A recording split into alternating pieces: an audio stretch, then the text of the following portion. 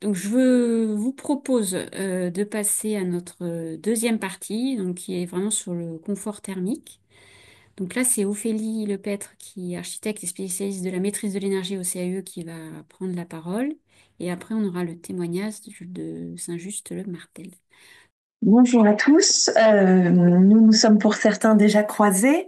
Donc l'idée de cette présentation, c'est d'aborder ensemble des solutions pérennes. C'est pas forcément de vous exposer des projets qui sont sur des exigences d'aller vers des labels extrêmement poussés, mais c'est plutôt parler de concret pour viser ensemble un confort thermique à long terme avec des solutions qui vont de la solution technique jusqu'à l'intervention globale. Voilà, donc nous allons parler ensemble déjà d'un contexte législatif. Déjà, Madame la députée, on a un petit peu parlé. Les grands axes de la lutte contre le réchauffement climatique via la loi TECV, donc je rappelle, transition énergétique de la croissance verte, s'articulent autour des énergies fossiles qui augmentent nos émissions de gaz à effet de serre. Donc l'idée, c'est de miser vers la sobriété énergétique pour une énergie décarbonée. Donc c'est une stratégie nationale bas carbone qui est en route et le secteur du BTP a été pointé du doigt. En effet, il représente 70% des émissions de gaz à effet de serre. Dans ce contexte législatif, vous avez bientôt, bien sûr, entendu parler du décret tertiaire qui vise l'effort des communes vers une baisse des consommations énergétiques de bâtiments publics, dont les écoles représentent 30% de ces consommations et deviennent du coup un levier majeur en matière de transition d'énergie. Pour les communes qui sont concernées par le décret tertiaire, il y a des seuils avec un engagement à respecter dans le temps des baisses drastiques des bâtiments tertiaires. L'Ordre des architectes rappellera globalement, même pour les communes qui ne sont pas soumises au décret tertiaire, qu'aujourd'hui, comme Madame le député disait, on est dans des cas de vétusté sur les bâtiments d'école et avec des occupants qui doivent faire face à ces changements climatiques de plein fouet. Et donc, la réduction des énergies des bâtiments publics signifie bien un effort pour miser sur des économies financières, le respect des exigences aussi en matière de santé vers une transition écologique. Donc, Madame le député le rappelait, l'ADEME pousse à la rénovation. Et pourquoi rénover? L'idée, c'est de limiter les pollutions, de réduire les émissions de gaz à effet de serre dans un but global de qualité de notre air, de notre eau, du sol, de la santé et du bien-être de manière globale. Parce que oui, le lien entre consommation d'énergie fossile, émissions de gaz à effet de serre est évident. On le sait aujourd'hui et donc on voit que ça représente un vecteur pédagogique pour les valeurs que la rénovation peut porter en termes de respect d'environnement et du coup une sensibilisation vers nos élèves qui sont finalement les citoyens de demain, les sensibiliser au développement durable et leur montrer qu'il faut miser sur la durabilité des bâtiments dans lesquels nous évoluons et l'école en fait partie, hein, c'est un levier majeur pour réduire l'impact carbone et trouver un juste équilibre entre les bâtiments que nous occupons et l'effet sur notre santé. Donc c'est là que nous allons parler, évoquer les liens entre plusieurs via plusieurs étapes. Donc là, le premier lien, c'est chaleur et phénomènes physiques. Donc nous avons des figures, des schémas qui illustrent les rayonnements, les sources de chaleur provenant des matériaux de construction, des effets de réverbération et d'échauffement de ces surfaces, qui montrent qu'il faut qu'on modifie nos tendances, nos habitudes, puisqu'il y a des études poussée sur la physique et les microclimats urbains, le fonctionnement de nos bâtiments, l'ozone qui est en basse altitude et qui est considéré comme un polluant très important, avec un impact négatif sur la végétation, la santé via la réverbération des matériaux. Et donc, nous parlerons plus globalement d'une notion dont vous êtes plus ou moins sensible, qui s'appelle ICU, donc c'est les îlots de chaleur urbains, en emmagasinant la chaleur toute la journée. ces matériaux, s'ils ne sont pas pensés en conséquence, vont restituer cette chaleur la nuit. Et donc là où on cherchait un rafraîchissement la nuit et où dans des zones un peu moins urbaines, on peut retrouver de la fraîcheur la nuit, on voit que dès qu'on est sur de la densité, eh bien nos habitudes de construction, en fait, ne permettent pas la nuit de rafraîchir l'air. Et donc cet air emmagasiné de chaleur, eh bien la nuit, on est sur des réverbérations pareilles, similaires, et donc le matin, on ne peut pas repartir sur un cycle neuf, et on est dans cette sensation d'être emprisonné dans la chaleur urbaine, et ces paramètres physiques sont importants à prendre en compte. Donc on a ce qu'on appelle une sensation de dôme de chaleur et qui va être accentuée si on ne fait pas attention et si on ne change pas nos habitudes. Ça sera accentué par le peu d'eau en surface, et l'eau, on le sait, en s'évaporant, permet à rafraîchir l'air. Le manque d'arbres qui permet une ombre protectrice et un effet rafraîchissant par l'évapotranspiration. Beaucoup trop de matériaux qui stockent la chaleur, comme l'asphalte ou le goudron, avec des couleurs sombres. Donc attention à freiner ces habitudes sur nos parkings et sur nos espaces publics. Et une forte densité qui peut freiner la circulation de l'air et permettre le rafraîchissement la nuit par manque de vent. Et ensuite, la forte activité humaine, par exemple la climatisation. Donc ça, on va voir que ça a un effet très impactant sur les systèmes qu'il faut mettre en œuvre dans l'école ensuite pour avoir un air intérieur suffisamment sain. Donc maintenant, l'effet sur la population, donc c'est un lien important entre chaleur et population, et notamment la population dont on parle dans une école. Les impacts indirects de la chaleur affectent notre santé, notre productivité et notre santé jusqu'à notre santé mentale. On voit bien que l'indicateur le plus haut en termes de vulnérabilité pour les usagers dont on va parler, c'est l'impact sur la santé, sur les résultats scolaires, les performances. Il y a des études qui ont été faites par rapport à un seuil de concentration, de confort et de notion d'équilibre mental. Donc l'idée, c'est que nos bâtiments puissent permettre de garder une fraîcheur et d'assurer un confort pour penser à nos élèves. Donc ça va être un juste équilibre entre l'activité qu'on fait dans le bâtiment, le métabolisme, donc par l'effet de la jeune population qui sont dans nos écoles, et les sensations que peuvent nous produire les matériaux que nous allons mettre en œuvre dans les bâtiments, avec le taux d'humidité qui sera très important. Donc, on le voit sur cette image, on parlait d'équilibre. C'est pour pouvoir atténuer et prévenir les risques de surchauffe, faire attention à la vulnérabilité des élèves et penser aux nuisances qui sont de différents ordres. Donc, il y a le confort visuel qu'il faut viser, il y a le confort thermique, le confort acoustique et la qualité de l'air intérieur. Et donc, ce sera des seuils à équilibrer quand nous allons penser rénovation des bâtiments ou extension, restructuration d'une école, pour pouvoir maintenir eh bien cet équilibre, puisqu'on disait le confort, c'est à la fois une sensation de confort thermique, mais c'est aussi lié à l'activité, donc l'activité dans les salles des élèves qui sont plutôt assis à écouter, et aussi la perception de chacun. Donc on va avoir des élèves qui seront plus ou moins sensibles selon leur santé. Et tout ça, ça veut dire que les déséquilibres peuvent aller jusqu'à des chocs thermiques. Et si on mise par exemple sur la climatisation, attention parce que les chocs thermiques sont aussi dus à des trop grandes variations de température. C'est-à-dire que les élèves vont soit de l'extérieur à l'intérieur. À l'extérieur, s'ils subissent cette forte chaleur et qu'ils re-rentrent dans des bâtiments qui sont tout d'un coup trop climatisés, eh bien ces déséquilibres qui peuvent parfois atteindre 10 degrés entre l'air extérieur et l'air climatisé peuvent amener des maux de tête, des difficultés respiratoires et ce qu'on appelle le choc thermique. Donc, des études ont exprimé une notion qui est reconnue maintenant, qui est la notion du stress thermique et qui parle de ces différents critères. Mais si on maintient un cercle vertueux via toutes ces attentions, en mettant autour de la table, comme le disait Madame la députée, avec une bonne étude thermique, et des acteurs qui vont à la fois chercher l'équilibre du bâtiment et la santé des élèves, le confort des usagers, du corps enseignant et également. C'est une articulation fine qu'on appelle aussi effet domino qui permettra d'atteindre ce confort thermique pour l'environnement direct.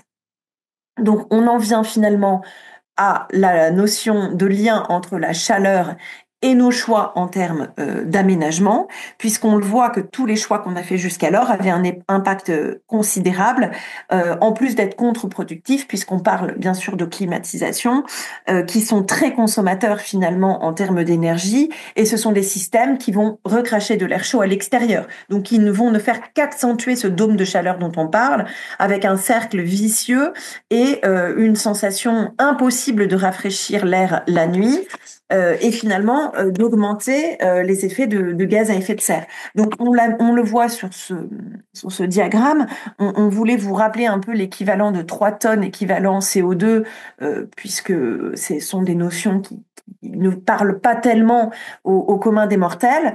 L'ADEME nous précise que finalement, on parle de 52 mètres carrés par an chauffés au fioul, au ratio de 193 mètres carrés par an chauffés à l'électricité et de 695 mètres carrés par an chauffés au bois. Donc là, il est important de voir que nos bâtiments scolaires, pour certains, sont encore largement chauffés au fioul ou au gaz, et que si on arrive à changer les tendances, et comme le disait Madame la députée, peut-être de mutualiser des systèmes de production de chaleur à l'échelle d'un îlot avec d'autres bâtiments publics, comme nous pousse à le faire le décret tertiaire. On peut aller vers du chauffage bois, vers des chaufferies bois ou de la géothermie pour miser sur la baisse de nos consommations et avec l'impact direct qui sera la baisse de production de gaz à effet de serre. Donc il faut effectivement changer nos habitudes courantes. N'oublions pas que dans l'utilisation de la climatisation, non seulement on rejette de l'air chaud à l'extérieur, mais les fuites de ces systèmes sont reconnues et sont courants, et les fuites des liquides de refroidissement des climatisations sont, elles, encore plus polluantes, 4 fois plus polluantes que la clim en elle-même et que le fonctionnement de la clim. Donc en fait, il faut vraiment miser vers autre chose. Donc c'est là qu'on a pu identifier des leviers via des schémas encore de l'ADEME, et l'idée c'est comment agir. C'est miser vers une sobriété des systèmes, et en contrepartie, chercher un lien entre la morphologie des choix architecturaux, des orientations avec un rapport avec la nature. Vous avez déjà entendu parler de trame bleue, de trame verte. Donc là, ici, l'idée, c'est que cette figure est basée sur une conception différente des choix architecturaux et de l'aménagement, et que ces choix sont répertoriés. Donc, aller vers des solutions douces ou alternatives, changer l'accompagnement et nos réflexions très en amont, identifier et adopter aussi des bons gestes et faire prendre conscience aux usagers que des bons gestes sont à portée de leurs mains, et que finalement la pratique de l'humain a un poids énorme si on a fait les bonnes décisions d'éco-conception en amont.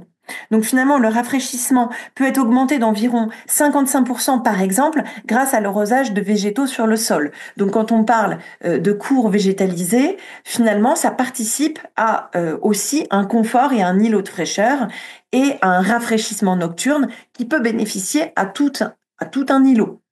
Donc c'est là qu'on va chercher à stabiliser la courbe de ce dôme de chaleur et de l'inconfort ressenti en ville. Finalement, ce schéma nous explique quoi? Qu'on peut apporter de l'ombre via la végétation, qu'on peut miser et privilégier des teintes claires avec des matériaux sensibles, en étant attentif à la problématique de la réverbération et de l'éblouissement, qui aura un impact à l'intérieur de nos bâtiments, qu'il faut aussi miser une bonne gestion du renouvellement de l'air avec des bâtiments qui sont traversants, des ventilations naturelles seront privilégiées pour baisser nos consommations, et donc nous tendons à atteindre un confort thermique et sanitaire via une sobriété de système, de matière et d'énergie. Parce que derrière tout ça, il y a aussi une grande notion de baisser nos déchets de bâtiments via une économie de matière et donc d'aller vers des matériaux qui sont peut-être plus vertueux, issus du recyclage, issus du milieu naturel, et aussi, si on peut, du réemploi. Donc ça, c'est vraiment des pratiques vers lesquelles il faut aller, des leviers qu'on peut pousser ensemble avec des choix stratégiques en encourageant ces changements de mentalité. Donc finalement, en évacuant cette chaleur des bâtiments et en stockant le maximum de fraîcheur la nuit via l'apport de végétalisation ou que ce soit sur nos toitures via des arbres ou au sol, on voit qu'on peut finalement améliorer le confort de nos bâtiments sans climatisation. Donc là, c'est questionner ses usages, rationaliser nos espaces, relever le taux et le rythme d'occupation et chercher de la mutualisation d'espace, comme le disait Madame la députée, en protégeant efficacement nos bâtiments pour viser à limiter la chaleur qui rentre via les surfaces vitrées. Donc il y a les surfaces vitrées et les surfaces opaques aussi. Donc on a dit que la rénovation aurait un énorme poids. Pourquoi? Parce que on peut agir de différentes manières. C'est là que nous allons viser des rénovations sobres. Donc nous allons vous montrer qu'est-ce que la sobriété énergétique quand on vous accompagne avec le CAE par exemple, c'est de vous expliquer que finalement il vaut mieux miser sur une économie des ressources en baissant nos exigences de ressources tout en allant vers des solutions de la nature qu'on appelle des solutions passives avec une préservation via une bonne réflexion sur l'orientation du bâtiment, sur des solutions transversales basées sur le rafraîchissement nocturne, la minimisation des apports internes, des choix judicieux aux alentours du bâtiment scolaire pour à la fois penser son confort intérieur et les abords. Penser les abords va être primordial pour le confort des écoles, déjà parce qu'on sait que les élèves sont très souvent dans la cour d'école et passent de l'intérieur à l'extérieur, mais que le confort intérieur va être un choix stratégique pour baisser la température et baisser l'usage de climatisation. Donc concrètement, qu'est-ce que c'est miser sur une approche bioclimatique? Déjà, c'est travailler sur l'enveloppe. L'enveloppe, ça veut dire les parois.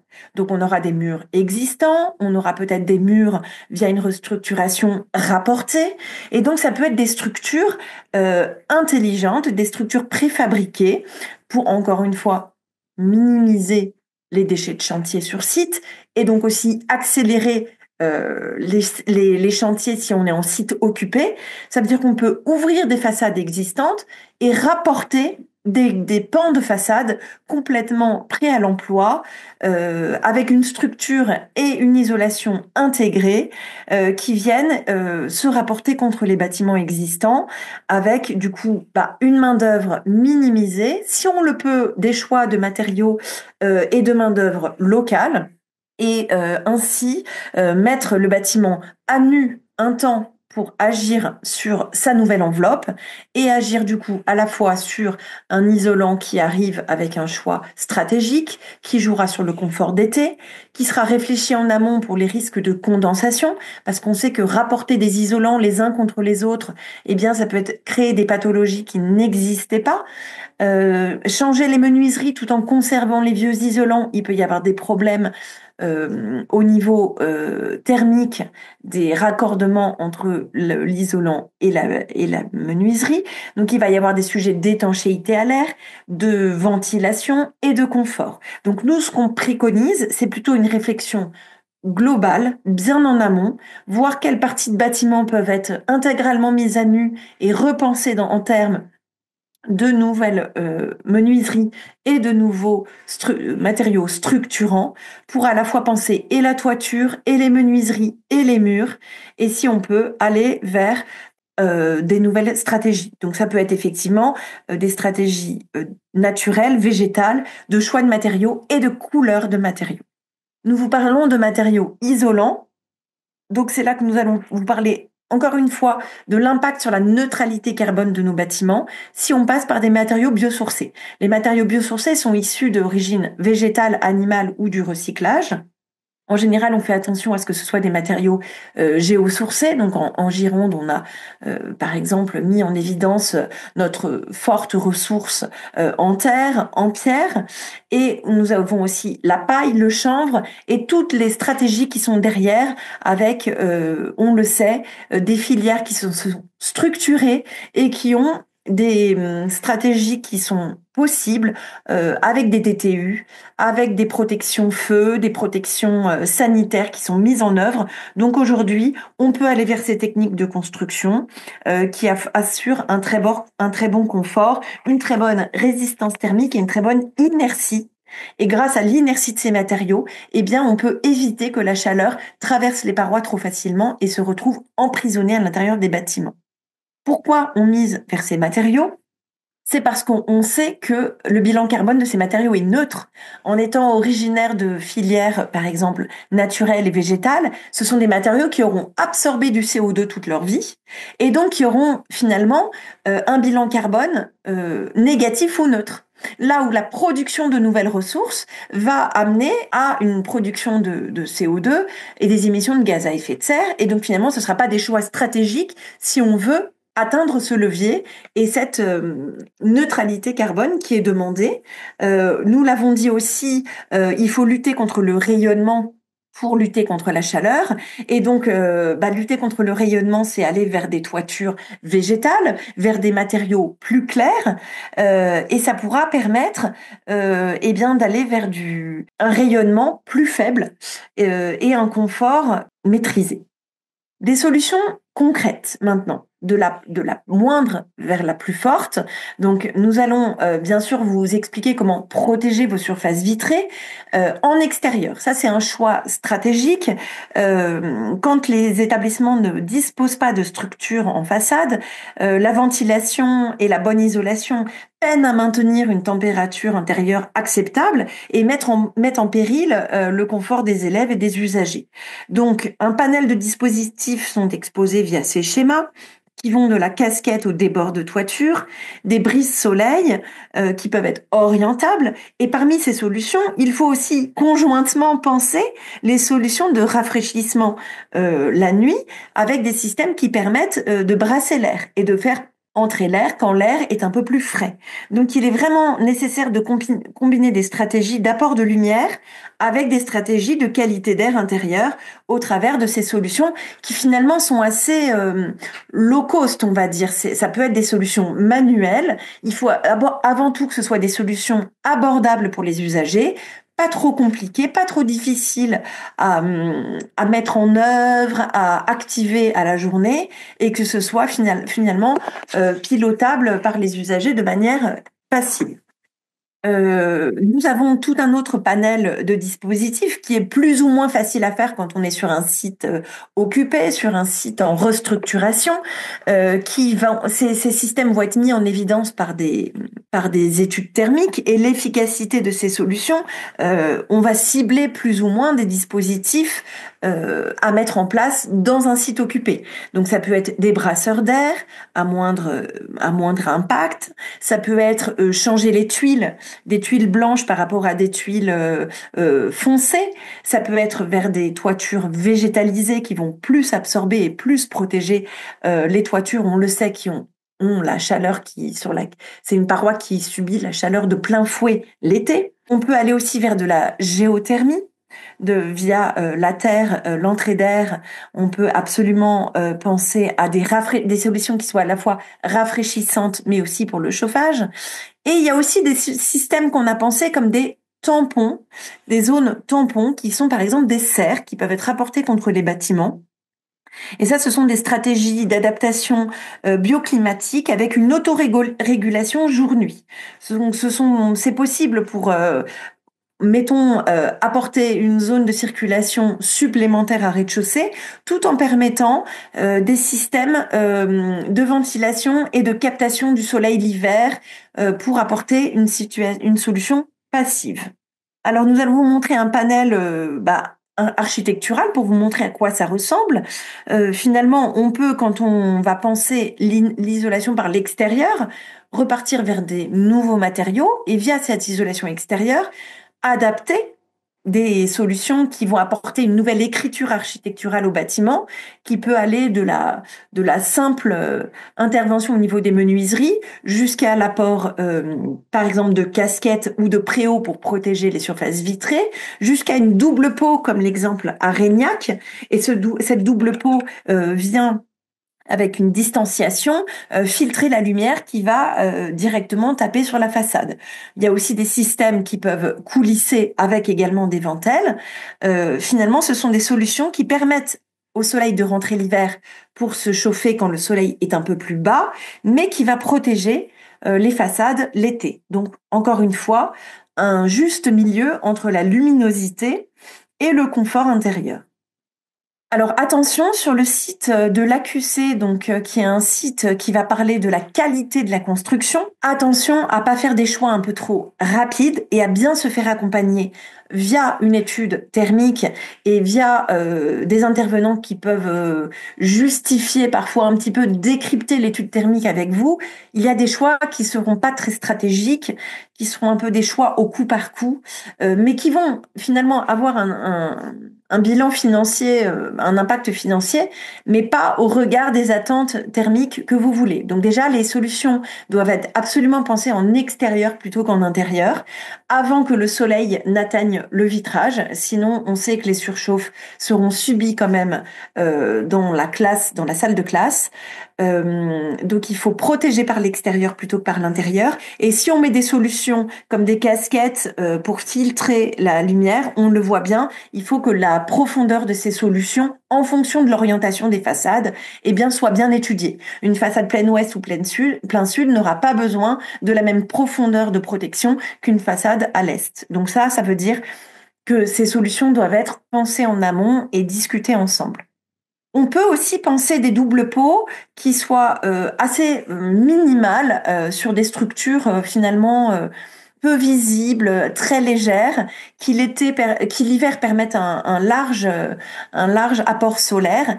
Et l'été, on va lui demander, via une structure qui permette à de la végétalisation de grimper et de s'accrocher, de créer à la fois de l'ombre et l'évapotranspiration pourra aussi apporter une sensation de confort. Donc finalement, les façades peuvent être supports de structures type pergola ou double pot pour venir, via des espèces à feuillage caduc, apporter un confort aussi bien l'été que l'hiver. Donc là, c'est vraiment à penser au regard des structures vitrées, de la circulation au pied des bâtiments. Donc la façade peut être, cette double peau peut être plus ou moins proche. Donc on le voit, soit c'est directement accroché au revêtement, soit il y a une paroi murale qui a son propre revêtement de façade et la structure vient plus ou moins proche du bardage. Donc là, on cherche, en fait, on vise une amélioration globale tout en aménageant les abords directs. Ici, nous avons par exemple, avec la LEC, qui intervient tout à l'heure, aidé la commune de Créon à décrypter l'étude thermique faite par Adara. Donc une étude thermique qui montrait les façades les plus exposées à l'inconfort, mais qui finalement n'apportait pas forcément de solution à long terme, puisque l'idée c'était de dépenser une enveloppe avec des structures électriques, peut-être qui finalement allaient être difficilement... il faut penser à l'appropriation de ces systèmes par les usagers. On sait aussi que parfois les systèmes électriques à rez-de-chaussée peuvent subir eh bien, l'utilisation des cours d'école avec les ballons, les élèves qui tripotent un petit peu les matériaux. Donc c'est là qu'on leur a dit, attention, c'est une enveloppe conséquente. Et si cette enveloppe, vous pouviez l'investir, par exemple, dans de l'aménagement des abords avec du végétal, comme des arbres qui allaient pousser dans le temps, mais aussi des structures pour combiner un petit peu les deux dans le temps, donc des structures végétales avec, on le sait, des plantes qui peuvent rapidement prendre place, pousser, comme on peut mettre des solutions robustes avec des plantes grimpantes et penser la végétalisation un peu plus long terme avec des arbres qui vont prendre quelques années à pousser et à vraiment créer de l'ombre, des casquettes qui peuvent être verticales, qui peuvent être horizontales.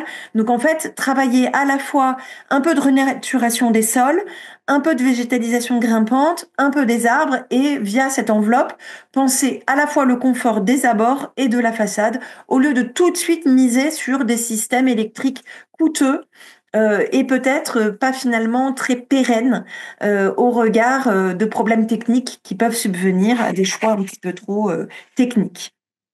Donc pourquoi nous parlons de chaleur et de nature? Les enjeux sont multiples, urbains, sociaux, environnementaux, éducatifs et pédagogiques. On l'a bien sûr dit.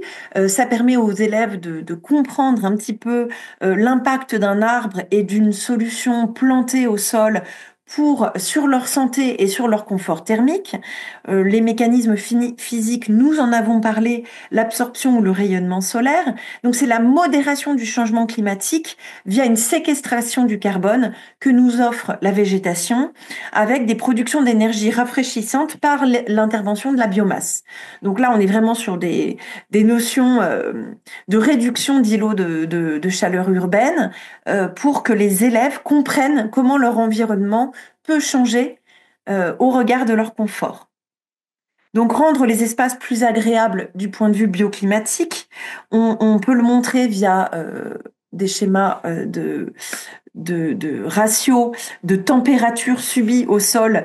Donc on le voit, 31% ressenti sur un espace enherbé contre 42% sur un espace plus minéral en plein soleil.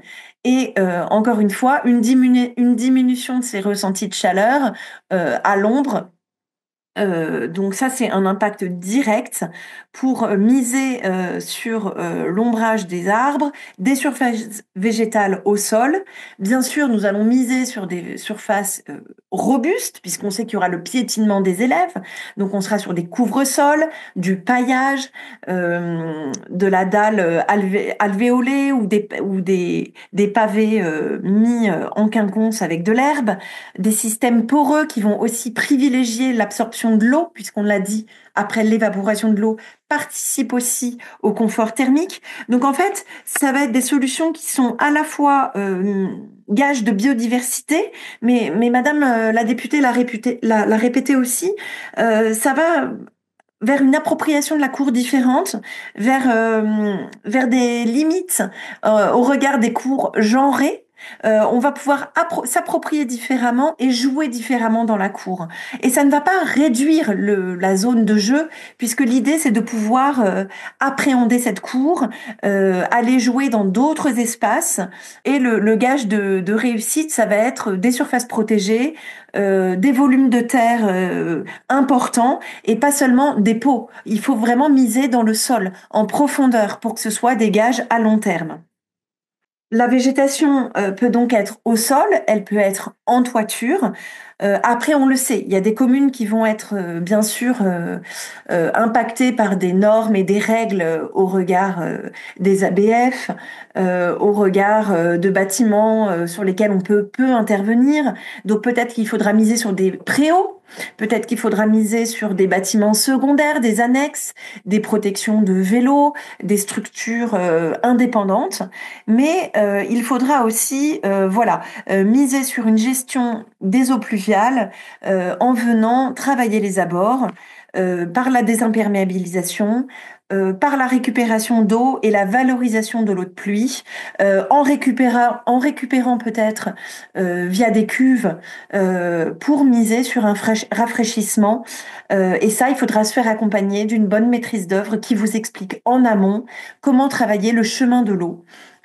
Comment travailler le nivellement des surfaces extérieures pour ne pas avoir à lutter en apportant sur un travail extérieur, ne pas avoir des flaques d'eau aux abords. L'idée, c'est pas du tout de rendre l'école impraticable parce qu'on aura de l'eau partout. Il faut anticiper le chemin de l'eau et ça le faire avec des compétences d'ingénierie VRD, avec des paysagistes concepteurs pour pouvoir appréhender des problèmes et au contraire faire émerger toutes ces questions le plus tôt possible.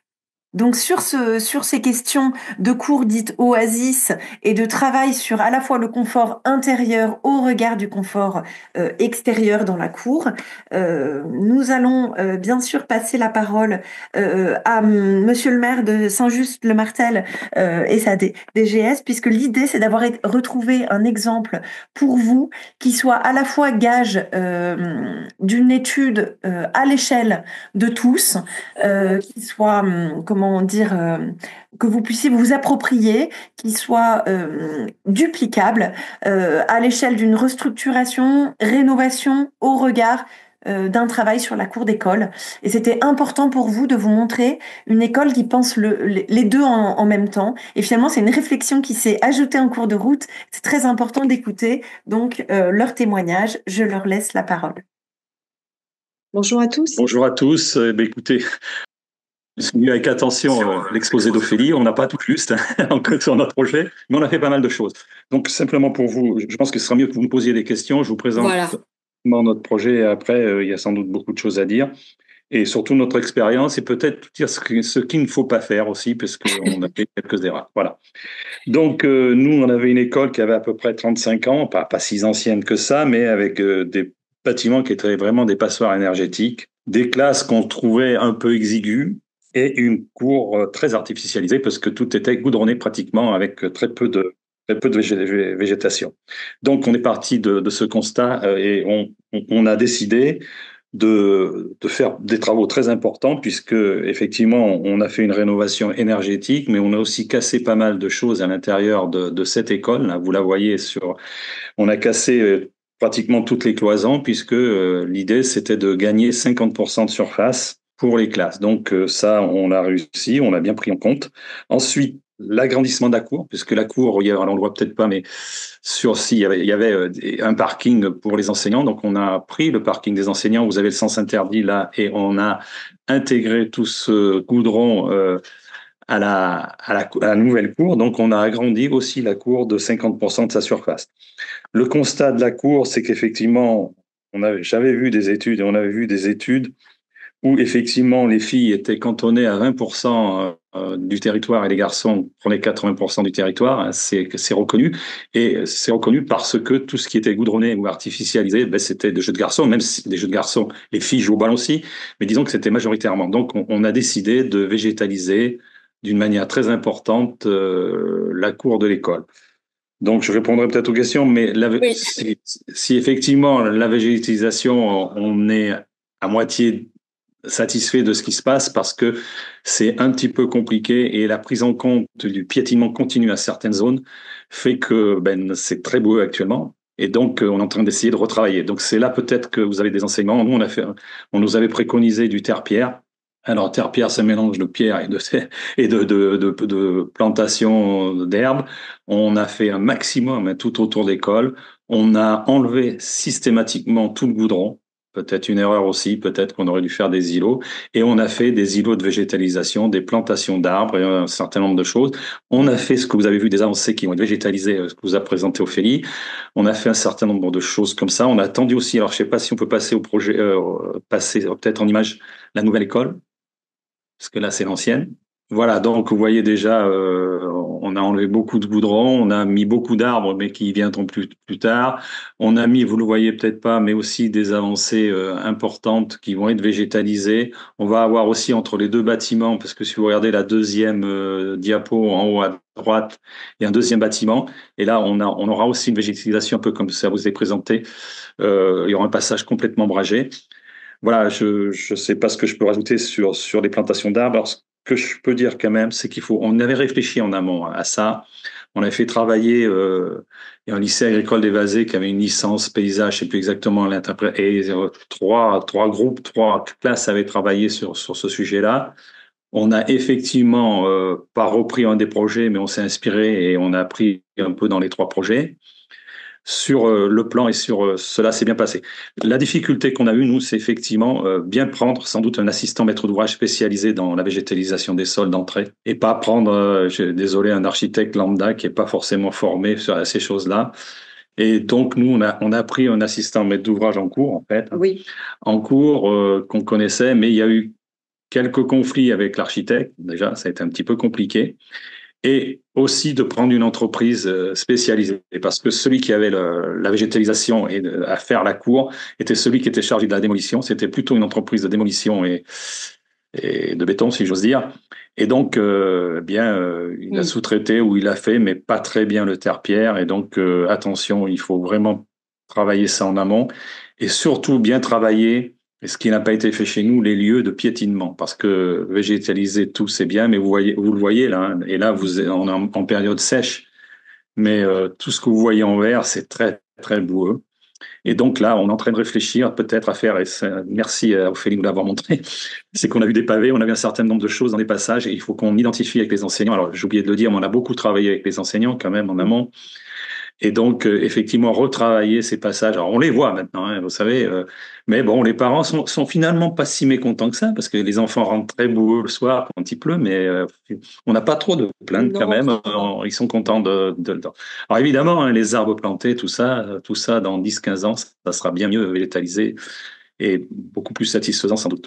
Moi, je crois que peut-être le mieux, c'est que vous posiez des questions. Non, mais Différentes. juste parce on a direct embrayé sur le projet, mais en fait, qu'est-ce qui vous a fait, enfin, quelles sont les raisons qui vous ont fait finalement passer à ce projet de rénovation? Alors, Enfin, on voilà, est-ce que avait c'était l'histoire du confort? Est-ce que c'était la facture énergétique c'est la facture énergétique, c'est qui a quand été même, déterminant? on se disait que notre cour entièrement goudronné, c'était vraiment pas sympa, très chaud d'ailleurs, hein, c'est intenable l'été. Hmm. Donc, on a associé les parents d'élèves, on a associé les enseignants et on a réfléchi à ce qu'on pouvait faire. J'ai oublié de vous le dire en amont. Et donc, c'est que c'était vraiment une passoire énergétique. Bon, les huisseries, des fois, il y avait 2 centimètres, c'était vraiment des courants d'air. L'isolation sur la toiture est très, très, très Hmm. modeste. Donc, nous, le choix qui a été fait, vous le voyez sans doute aussi, les couleurs dans ce qui est en bleu, jaune, c'est de l'isolation par l'extérieur. Désolé, c'est pas des matériaux biosourcés. Ça, on l'a pas intégré. On aurait peut-être pu l'intégrer, mais on l'a pas intégré. Mais en tout cas, ça isole super bien et on n'a pas encore fait le constat. Mais, et ce que j'ai oublié de vous dire aussi, c'est qu'on a décidé de mettre des panneaux photovoltaïques. On les voit pas, mais il y a des panneaux photovoltaïques sur l'école. Et c'est comme ça qu'on est passé à une PAC, Une pompe à une chaleur. pompe à chaleur, voilà. Ouais. Donc, j'ai bien compris qu'il fallait pas trop climatiser nos salles, mais qui permet aussi éventuellement au mois de juin de les climatiser. Mhm. Sachant que quand même, pour la petite histoire, les panneaux photovoltaïques, c'est les panneaux photovoltaïques qui, puisqu'on les groupait avec d'autres bâtiments, qui permettra à l'été, parce que l'été, l'école, il n'y aura pas grand monde à l'intérieur, mais d'utiliser l'électricité sur d'autres bâtiments. Donc vous nous avez dit que vous avez été accompagné donc par un architecte qui a suivi le projet. Mais en fait, à partir de quand vous avez décidé, enfin voilà, à quel moment vous avez décidé de rénover Bonne votre question. école? Un peu la chronologie pour voir un peu la durée, parce que c'est vrai que c'est souvent ça qu'on a du mal à faire comprendre aux élus, que c'est que des fois les projets peuvent être assez longs au démarrage, le temps de trouver aussi les subventions et tout ça. Est-ce que vous pouvez nous faire une petite chronologie entre le moment où vous avez eu envie et le moment où ça s'est mis en place? Alors, pour la chronologie, enfin, le planning, hein, on va Ouais, dire, voilà, les de étapes. ce chantier, ça a été une concertation, enfin, quand je dis concertation, c'est pas une concertation publique, hein, mais la phase étude est extrêmement importante. Moi, je fais un appui sur ce moment-là, parce que là, je réponds en même temps à la question là dans le chat. Mm. Euh, il y a vraiment eu un travail en amont de concertation, délibération, etc., entre l'équipe municipale, ce qu'elle souhaitait porter, les enseignants.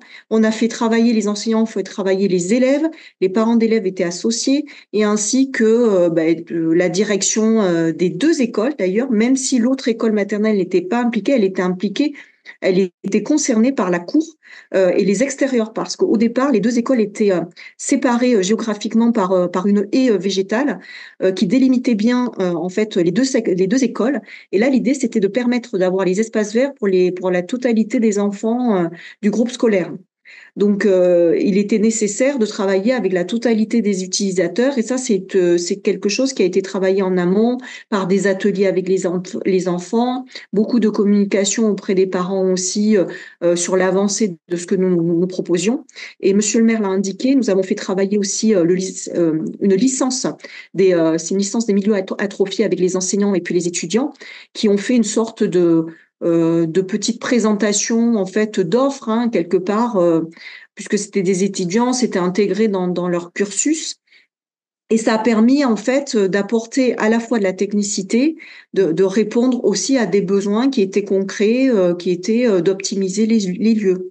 Donc ça, c'est une phase, la phase où on engage les discussions avec les utilisateurs, qui est extrêmement importante pour faire adhérer les gens au projet, pour faire comprendre en fait ce que nous souhaitions faire. Donc ça, c'était une phase qui a pris une année vraiment complète, mais après qui s'est poursuivie tout au long, un peu moins, ils sont moins intervenus dans la phase travaux. Mais grosso modo, c'est un projet, il faut pas compter en dessous de 3 années quand même, en comptant la phase études, les concertations, etc., les allers-retours sur sur les projets. Et puis ensuite, bien sûr, toutes les étapes où on travaille avec l'architecte, les bureaux d'études, et puis la partie travaux, le suivi de chantier, etc., jusqu'à la réception, quoi. Donc c'est bien 3 années quand même. Enfin, 3 années. En plus, nous, on a eu une année de décalage dans les entreprises qui n'ont pas respecté les délais, donc ça a été un peu long. Oui, puisqu'il y avait eu le Covid, enfin, Oui, Oui, on était en sortie de Covid. Ouais. Alors nous, on n'a pas eu de chance parce que les entreprises avaient beaucoup de travail et à l'appel d'offres, eh bien, on a eu certains lots qui avaient un seul candidat et d'autres lots infructueux. Donc on était à la recherche d'entreprises. Et je dois dire, on n'a pas eu, allez, personne n'écoute, on n'a pas eu le haut du panier pour certains lots. Et c'était un contexte voilà particulier ou en sortie de Covid, etc. Maintenant, ça ne veut pas dire que tous les projets sont menés de cette façon. On y est quand même arrivé. Voilà, L'idée, c'était quand même par rapport à l'architecture, puisqu'on parle, voilà, c'est un aspect important. C'est une école qui fait rentrer beaucoup la lumière aussi. Ont été retravaillées les ouvertures avec l'architecte parce qu'il y avait une volonté de la municipalité et aussi de l'équipe enseignante et puis les enfants, etc. L'idée, c'est que c'est dommage d'avoir un jardin, de vivre dans un jardin et que visuellement, on n'en profite pas. Donc, il y a eu le travail, tout un travail autour de la lumière, comment faire rentrer la lumière par des pluies de lumière au niveau des plafonds. Il y avait des existants qui ont été conservés aussi. Et c'est non seulement une école qui a beaucoup de verre autour, mais qui aussi fait rentrer beaucoup de lumière. Ça, c'était important. Le choix des couleurs, vous voyez là, les intérieurs, ce sont les enseignants avec les enfants qui ont fait ces choix de couleurs. Parce qu'on sait que la couleur a aussi un impact sur le moral des enfants, la façon dont ils apprennent, etc. Ça a été étudié aussi. Voilà. Et est-ce que vous avez été, parce que c'est ce que disait Madame la députée là, hein, que souvent les élus ont la volonté de le faire, mais sauf qu'ils savent pas à qui s'adresser, comment être accompagnés aussi bien techniquement que financièrement. Comment vous avez été, est-ce que vous avez eu des gens qui vous ont accompagné sur ce projet? Alors, aider sur la partie financement, on s'est aidé nous-mêmes, si j'ose dire, mais bon, on a un certain nombre de compétences là-dessus, donc on a su trouver les subventions, même si on n'a pas eu à la hauteur de ce qu'on espérait, mais on vous en parlera peut-être après. Ouais. Ensuite, effectivement, on n'a pas fait appel, par exemple, au CAUE ou à la Tech ici, ou un certain nombre de choses. On a travaillé directement avec l'architecte, on a fait un appel d'offres d'architecte, on a travaillé longuement avec l'architecte. Comme on l'a dit, on a intégré toutes les personnes et plus l'école de Vazé avec la licence. Voilà. Après, on aurait peut-être dû travailler un peu plus avec une assistance à maîtrise d'ouvrage, c'est ce que je disais, plutôt pour les extérieurs, parce que là, si c'était à refaire, on referait différemment. Excusez-moi, juste petite précision. Donc moi, comme au moment où j'arrive sur la commune, en fait, pour expliquer bien le contexte, hein, la raison pour laquelle ça n'a pas été monté, c'est qu'au départ, il n'était pas forcément prévu, encore une fois, comme disait Monsieur le maire, de jouer sur les extérieurs autant. Quand je suis arrivée, l'architecte avait été choisi en fait sur ce projet-là, et c'était surtout le bâtiment qui était concerné au tout départ du projet. Et le projet a évolué en fait.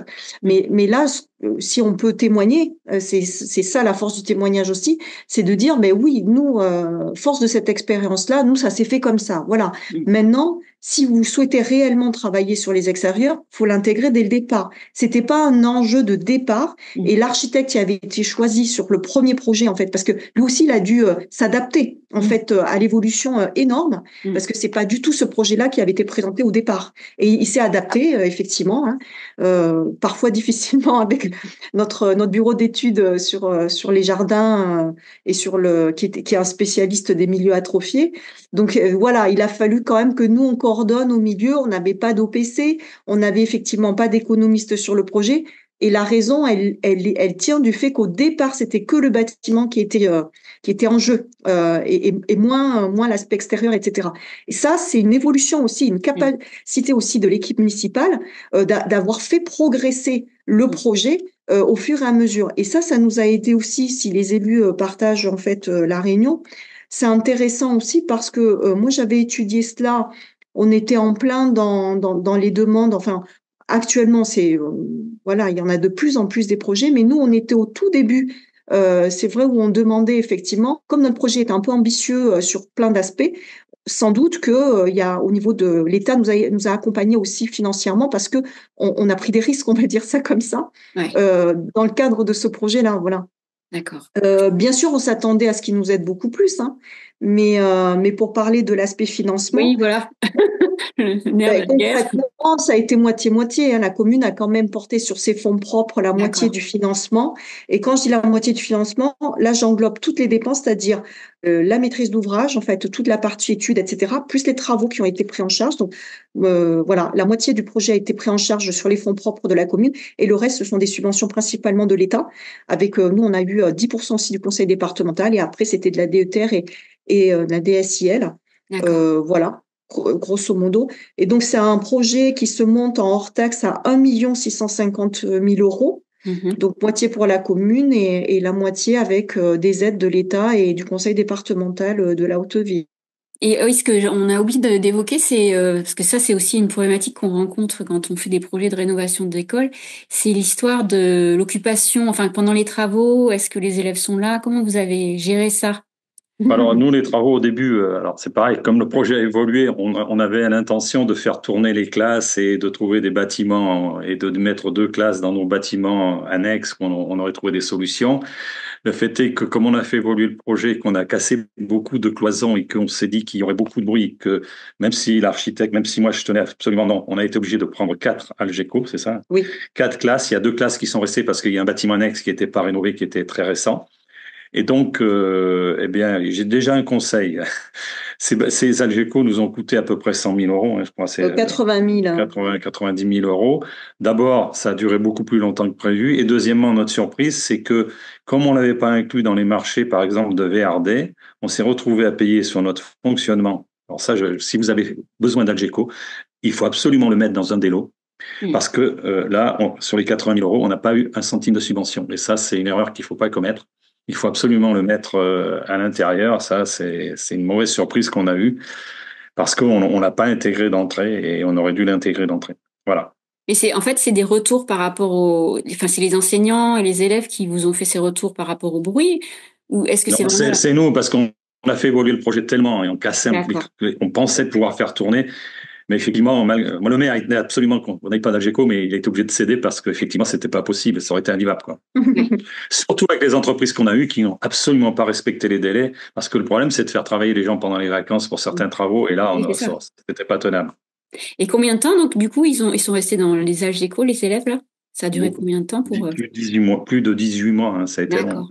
Ouais, donc ça, c'est vrai que sur un projet, c'est vraiment s'il n'avait pas été anticipé, faut... C'est long parce qu'ils étaient dans des petits Algeco, il a fait chaud Ouais. non plus, il a fait, Ouais. il a fait très chaud, il y avait bien des systèmes de, Ils n'ont pas eu froid. ils n'ont pas eu froid, il y avait quand même de la clim, mais c'était pas terrible. Bon, ils ont apprécié de passer dans des classes 4 fois supérieures en surface aussi. Oui, j'imagine. Et voilà, si vous revenez un peu par rapport à justement toute cette expérience, qu'est-ce que vous feriez différemment? Alors, je sais que vous avez un projet de maternelle, donc j'imagine que vous allez prendre en compte toute cette expérience que vous avez eue lors de votre projet d'école primaire. Voilà, qu'est-ce que vous feriez pas Alors, comme... on a un projet, là, franchement, je pense l'école maternelle, on va vraiment se limiter, on va pas casser les intérieurs et tout, parce que c'est quand même une école beaucoup plus récente. Par contre, on sait que c'est aussi une passoire énergétique, donc on travaille sur les huisseries, sur l'isolation extérieure. Il peut y avoir une isolation extérieure. Alors, je sais pas s'il y a des matériaux biosourcés, je crois. On va On essayer. va essayer, Cette voilà. fois-ci, on va À s'améliorer. l'extérieur. Attention. Mais ce sera pas le même système, en tout cas, parce qu'on a changé d'architecte. Et nous, mon architecte, nous propose autre chose. Et effectivement, on réfléchit aussi au chauffage, parce que chauffage au gaz. Donc, il y aura probablement, mais on n'est pas encore sûr, c'est l'histoire de charpente, des panneaux photovoltaïques en toiture. Et on passerait, dans ce cas-là, on passe pas au gaz, on passerait pas tout de suite à une PAC parce qu'on retient pas la PAC. On est en train de réfléchir dans un deuxième temps à de la géothermie. Donc ça, c'est une autre, c'est quelque chose d'intéressant, mais qui est beaucoup, beaucoup plus coûteux. Donc il suppose que le fonds vert, qu'il y ait des subventions à hauteur. Mais en fait, cette géothermie concernerait d'autres bâtiments, le restaurant scolaire, parce qu'ils ont obligé les vestiaires du foot et un certain nombre de bâtiments. C'est un petit réseau de chaleur à constituer. Donc on a décidé, parce que financièrement, on ne sait pas, bon bah, tout de suite, financièrement, on ne sait même pas si on va le faire, puisque le contexte actuel a été évoqué par la députée, je crois, un peu. Donc, on ne sait pas où on en est. Nous, on va faire l'isolation, on va faire les panneaux photovoltaïques si on peut les faire. Et puis ensuite, dans un deuxième temps, puisqu'on a bien réfléchi, c'est un système à eau qui circule dans l'école. Si on fait de la géothermie et on a fait, alors j'ai oublié de le dire, il y a beaucoup, on a été aidé alors par le syndicat énergie de la Haute-Vienne, beaucoup pour l'école, je l'ai pas dit, excusez-moi, pour l'école qui nous a aidé à réfléchir à tout ce qui était énergétique. Et là, c'est eux qui nous aident beaucoup aussi sur ce bâtiment et qui nous ont proposé, en discutant de la géothermie, puisque nous, on a une très vieille chaudière pour le restaurant scolaire et les vestiaires. Donc, ça sera l'occasion sans doute de mener en 2025 un projet pour 2026-27, un projet de géothermie si on a une réunion en janvier là pour savoir si le sol nous permet de la géothermie. Mais en tout cas, on va se servir de notre expérience de l'école primaire pour utiliser du biosourcé, peut-être moins végétalisé parce qu'il y a moins de nécessité vu qu'il y a un partage de la cour maintenant avec tous les élèves. Et sur les parties qui sont encore bétonnées, enfin, ou qui sont encore avec un peu de goudron de l'autre côté, on va sans doute rajouter un îlot de fraîcheur et aussi des arbres, enfin un peu de... Mais on va sans doute pas refaire la même erreur de complètement tout désimperméabiliser les sols qui sont déjà dans cet état-là et peut-être refaire des petits endroits, des petits îlots. On va rajouter du végétal en fait. Retravailler les surfaces de jeu comme on avait fait de l'autre côté. Voilà. Et là, l'école maternelle, ils sont plus petits les enfants, donc c'est pas les mêmes espaces de jeu, voilà. Mais c'est vraiment un projet qui est moindre. Au niveau budgétaire, effectivement, là, on a quand même tenu l'enveloppe sur le premier projet. Et sur le deuxième, c'est pas du tout les mêmes chiffrages. Voilà, c'est vraiment un projet beaucoup plus petit, mais tout aussi ambitieux. Et peut-être qu'on a passé une étape là où les matériaux utilisés et ce que nous allons faire, ça correspond. C'est encore une étape supplémentaire qu'on va passer. Okay. Oui, mais la cour était beaucoup, beaucoup moins artificialisée. Oui. Ouais. De grandes zones de pelouse. Donc. Bon, ben, merci beaucoup, Monsieur le maire et Madame Aubert. Merci à vous de rien. Merci à vous.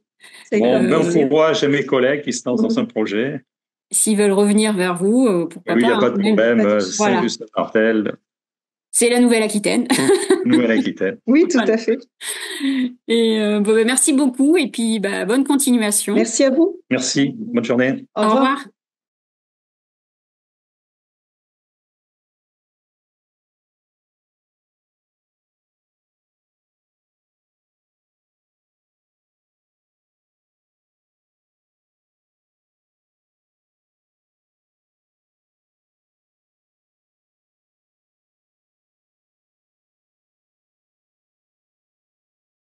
Donc déjà, bonjour. Bonjour à tous. Donc on va passer directement au sujet. Donc en fait, voilà, parce que Madame la députée en a parlé, hein, elle a évoqué ce EducRénov, mais c'est vrai qu'on n'est pas forcément au courant de ce que c'est. Donc quels étaient en fait les grands objectifs de ce programme EduRénov